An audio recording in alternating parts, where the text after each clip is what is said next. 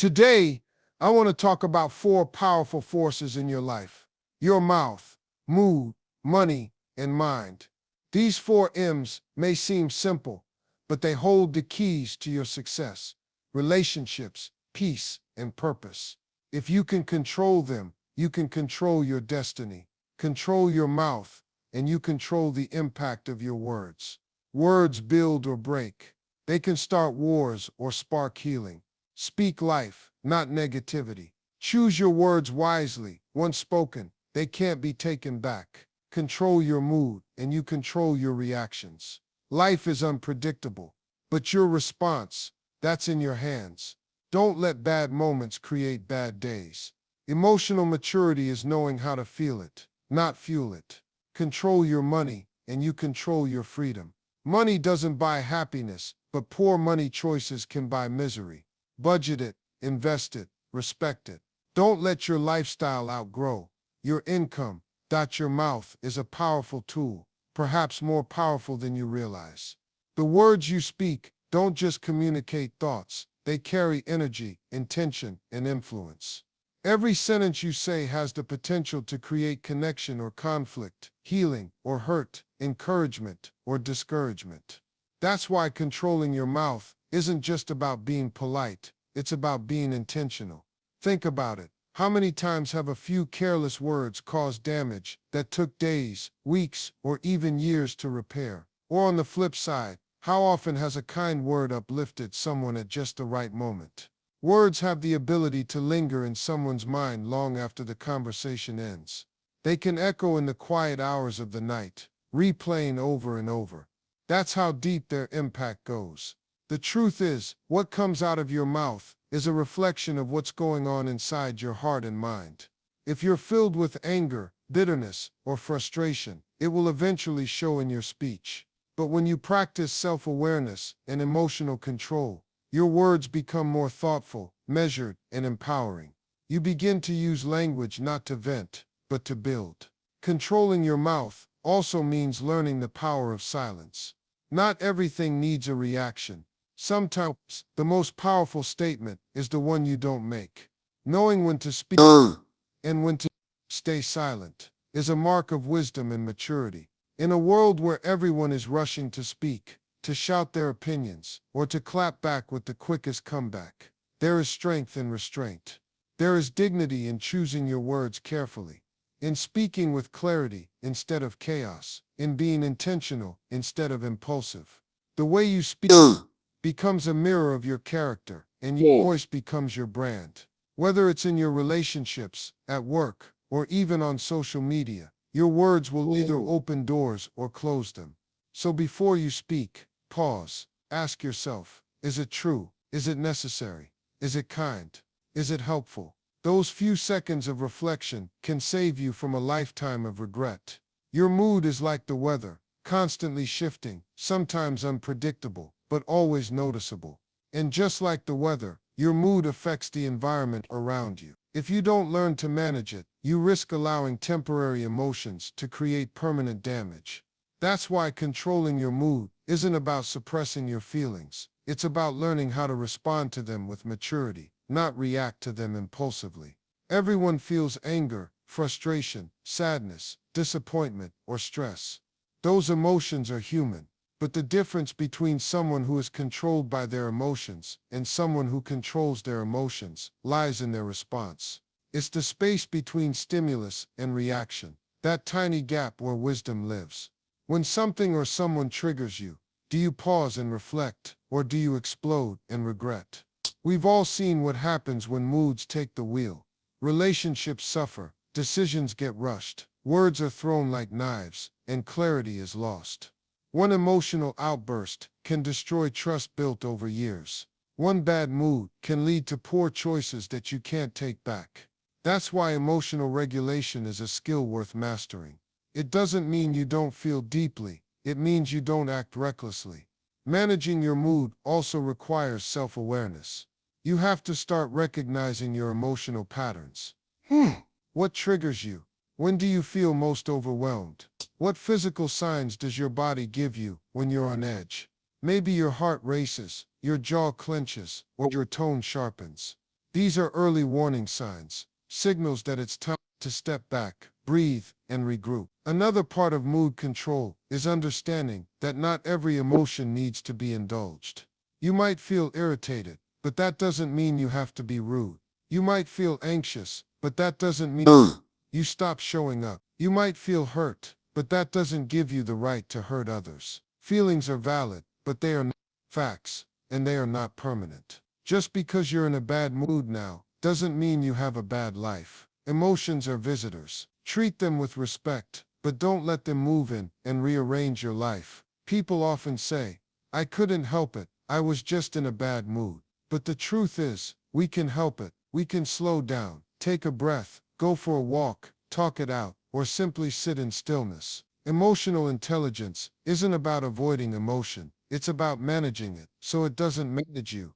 Money is one of the most misunderstood and misused tools in life. Not because we don't have enough of it, but because we often lack the discipline to manage it. Controlling your money isn't just about math. It's about mindset. It's not simply about numbers in a bank account. It's about the habits, decisions, and emotional triggers behind every swipe, tap, or click. When you lack control over your finances, stress follows you everywhere. It affects your sleep, your confidence, your relationships, and even your ability to dream. On the other hand, when you begin to take ownership of your money, no matter how much or how little you have, you take ownership of your freedom. One of the biggest myths we tell ourselves is, "I'll manage my money better when I make more." But money magnifies habits. If you're reckless with $100, you'll likely be reckless with 10,000. It's not about income, it's about intention. Are you spending to impress others or to improve yourself? Are you buying out of boredom or investing in your future? Impulse spending is often emotional. We chase quick highs buying something new to escape, feeling low, lonely, or unfulfilled. But the excitement wears off, and the bill remains. That's why self-discipline is key. You don't need to deprive yourself of every joy, but you do need to ask, is this aligned with my goals? Is this purchase bringing me closer to peace or further into pressure? Budgeting is not a punishment, it's a plan. It's how you tell your money where to go instead of wondering where it went.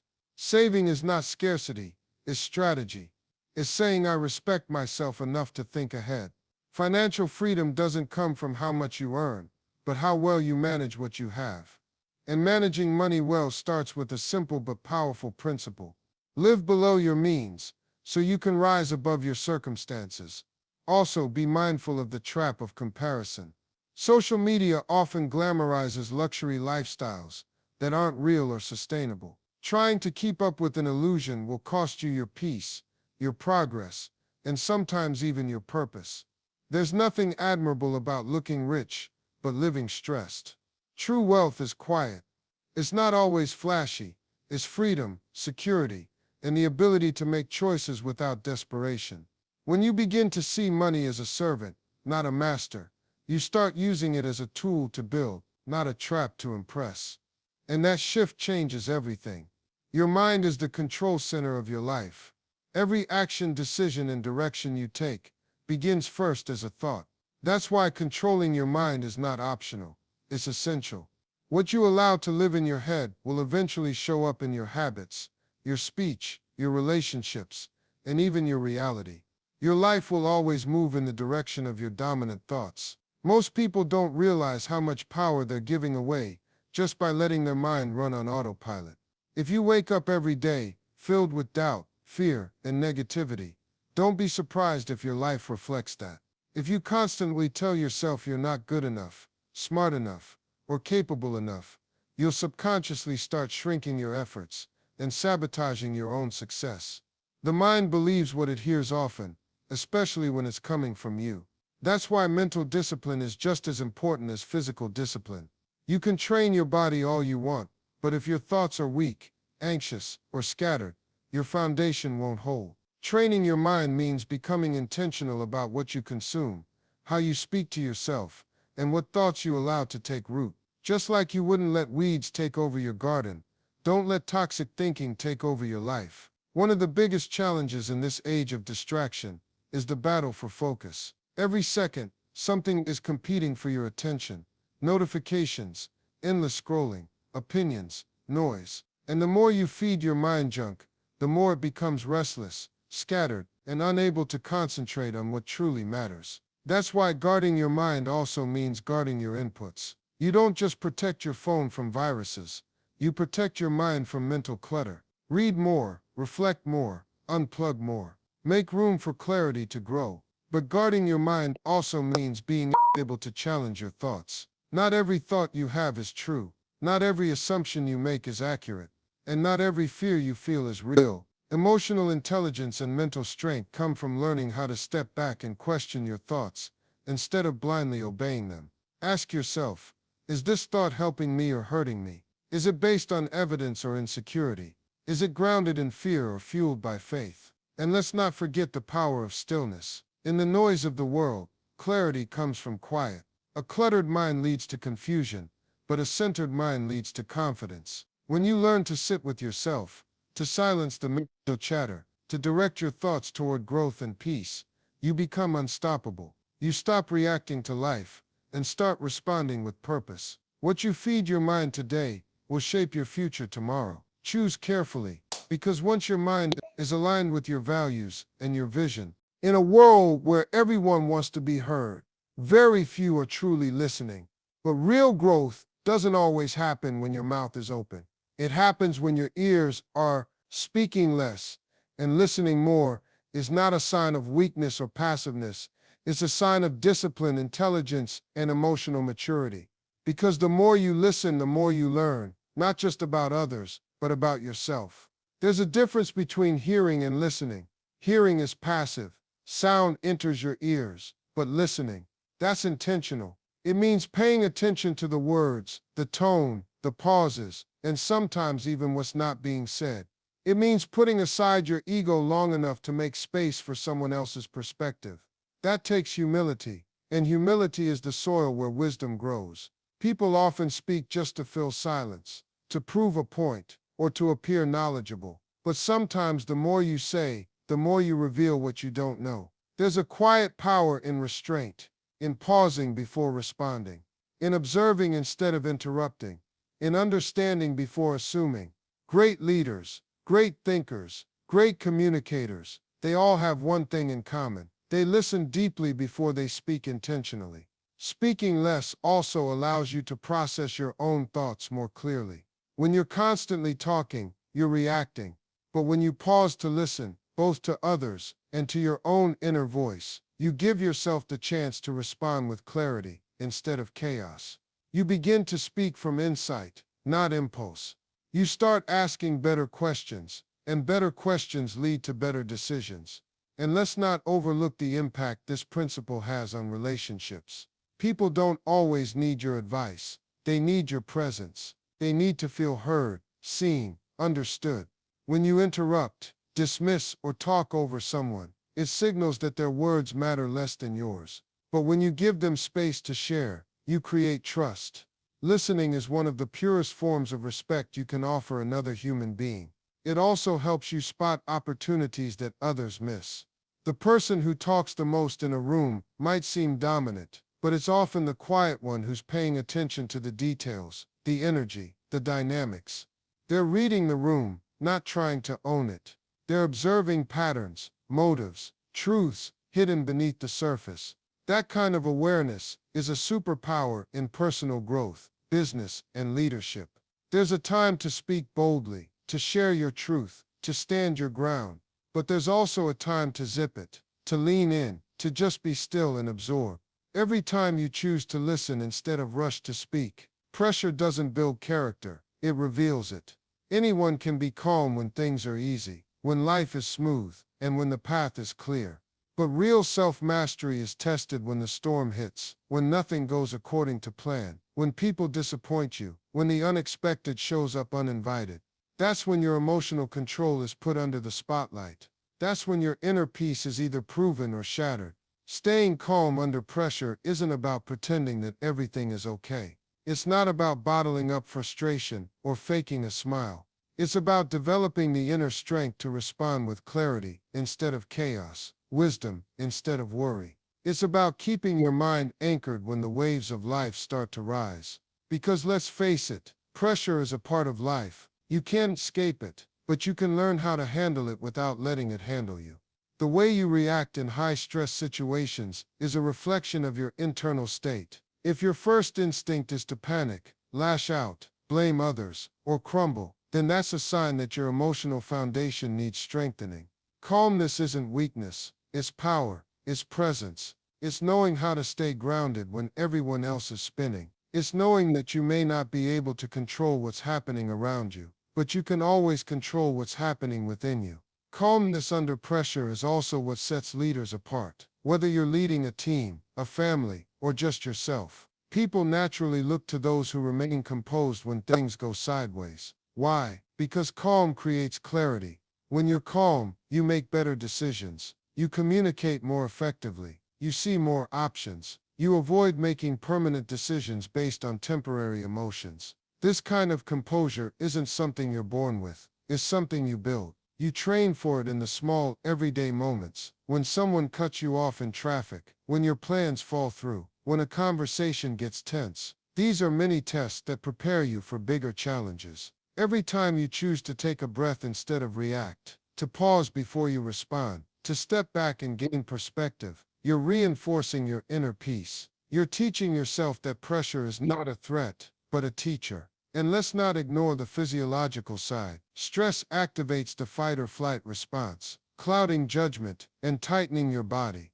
But calmness, it's not just a mindset, it's a physical state. Your body relaxes, your heart rate slows, your thoughts clear up. You don't just feel better, you function better. You become more resourceful, more creative, more resilient. The world will always throw challenges your way. People will test you. Situations will frustrate you. But when you can walk through the fire without letting it burn your character. Money is neutral, neither good nor bad. It's not the villain or the hero. It's simply a tool. And like any tool, its effectiveness depends on the hands that hold it and the mindset that guides it. When you spend with purpose, you stop treating money as a means of escape or status and start treating it as a resource to build a life aligned with your values, goals, and vision. We live in a culture that glorifies consumption. Ads are designed to make you feel like you're not enough until you buy something. Social media makes it easy to compare your behind the scenes to someone else's highlight reel, triggering the urge to spend just to keep up. But here's the truth. Spending without purpose is how dreams get delayed and futures get mortgaged. Spending with purpose means asking yourself before every purchase, does this add value to my life? Does it align with who I want to become? It doesn't mean you can't enjoy life or treat yourself. Purpose doesn't mean deprivation. It means direction. It means making sure your money flows in the same direction as your values. If you value health, you invest in nourishing food and fitness.